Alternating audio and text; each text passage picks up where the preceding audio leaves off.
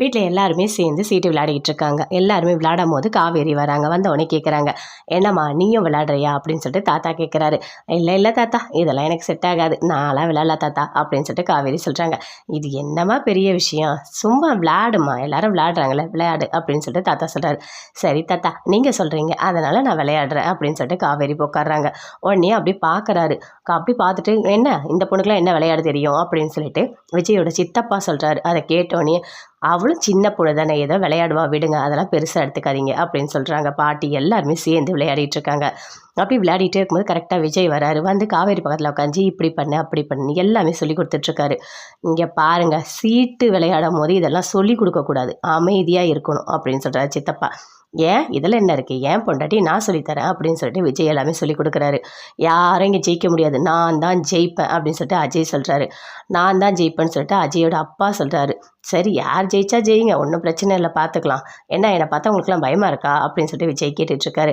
அப்படியே சீட்டெல்லாம் இதை பண்ணு அதை பண்ணு சொல்லிட்டு அப்படி காவேரிகிட்ட சொல்கிறாரு. நான் தான் ஜெயித்தேன் அப்படின்னு சொல்லிட்டு காவேரி சொல்கிறாங்க. அதை கேட்டோன்னே எல்லாருக்குமே பயங்கரமாக கோவம் வருது. அஜய்க்கும் கோவம் வருது, அஜயோட அப்பாவுக்கும் கோவம் வருது. அவங்க பொண்ணு எல்லாருமே சேர்ந்து விளையாடிட்டு இருக்காங்க.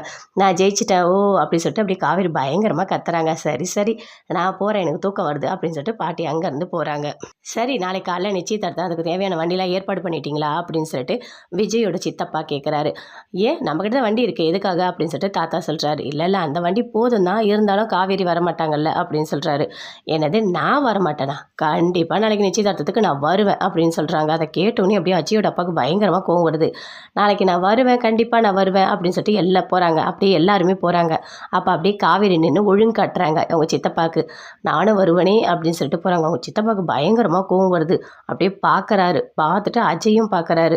என்ன இந்த பொண்ணு எதுக்கு வரேன்னு சொல்லிச்சு, வரமாட்டேன்னு நினச்சா கடைசியில் வரேன்னு சொல்லுதே அப்படின்னு சொல்லிட்டு ரெண்டு பேருமே பேசிகிட்டு இருக்காங்க. அங்கேருந்து அப்படியே தூங்குறதுக்காக போகிறாங்க.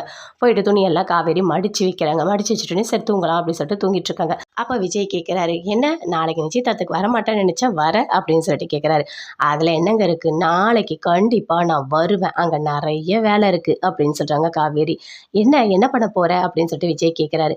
எதுவாக இருந்தாலும் நீங்கள் நாளைக்கு பாருங்கள் நான் அப்படின்னு சொல்லிட்டு அப்படியே காவேரி பார்க்குறாங்க. கண்டிப்பாக நாளைக்கு நான் வருவேன் அப்படின்னு சொல்லிட்டு இருக்காங்க. உங்களுக்கு ஒன்று தெரியுமா, எங்கள் அக்காவுக்கும் நிச்சயதார்த்தம் நல்லா அப்படி தான் நடந்தது. நாளைக்கு நிச்சயதார்த்தம் போது எங்களுக்கு எவ்வளோ சந்தோஷமாக இருந்தது தெரியுமா, நல்லா ஸ்பீக்கர்லாம் வச்சு பாட்டு இப்படி ஒன்று அவ்வளோ சந்தோஷமாக இருந்தேன் தெரியுமா. ஆனால் இந்த பசுபதி கெட்டவர்னு எங்களுக்கு அப்போல்லாம் தெரியவே தெரியாது, சுத்தமாக தெரியாது. அந்த ஸ்பீக்கர் பாக்ஸ் பாட்டெலாம் நல்லா போச்சு, அவ்வளோ சந்தோஷமாக இருந்தோம். ஆனால் எங்கள் அப்பாவுக்கு உடம்பு முடியாமல் போயிட்டு ஆம்புலன்ஸில் கூட்டிகிட்டு போய் இறந்துட்டார். இதெல்லாம் சொல்லும் போது எங்களுக்கு எப்படி இருந்துச்சு தெரியுமா, எங்களால் அதை தாங்கவே முடியல, கை கால்லாம் நடுங்குச்சு, அவ்வளோ அவ்வளோ கஷ்டத்தை நாங்கள் அனுபவிச்சிருக்கோம் அந்த பசுபதியால் அப்படின்னு சொல்லிட்டு காவேரி சொல்கிறாங்க. அப்படியே கேட்டுட்டு இருக்க விஜயோட கண்ணுலேருந்து அப்படியே தண்ணியாக வருது. விடு காவேரி விடு, நீ நடந்ததையே நினச்சிட்டு இருக்காத, அதெல்லாம் மறந்துடு விடு, இப்போ என்ன இருக்கோ அதை பற்றி மட்டும் யோசி சரியா, நீ நடந்ததை நினச்சி வருத்தப்படாத அப்படின்னு சொல்லிட்டு விஜய் சொல்கிறாரு. அப்படியே காவேரியும் அப்படியே கண்ணெல்லாம் அழுதுட்டு அப்படியே தூங்கிட்டு இருக்காங்க. சரி, அடுத்த நாள் காலையில் எல்லாருமே கிளம்பி போகிறாங்க, கோயிலுக்கு போகிறாங்க. எல்லாருமே அங்கே இருக்காங்க, அங்கே பசுபதி அவங்க பொண்ணு எல்லாருமே இருக்காங்க. விஜய் காவேரி ரெண்டு பேருமே வராங்க. எல்லாருமே வந்து வாங்க வாங்க அப்படின்னு சொல்லிட்டு கோயிலோட கூட்டிகிட்டு போகிறாங்க நிச்சயதார்த்தம் பண்ணுறதுக்காக.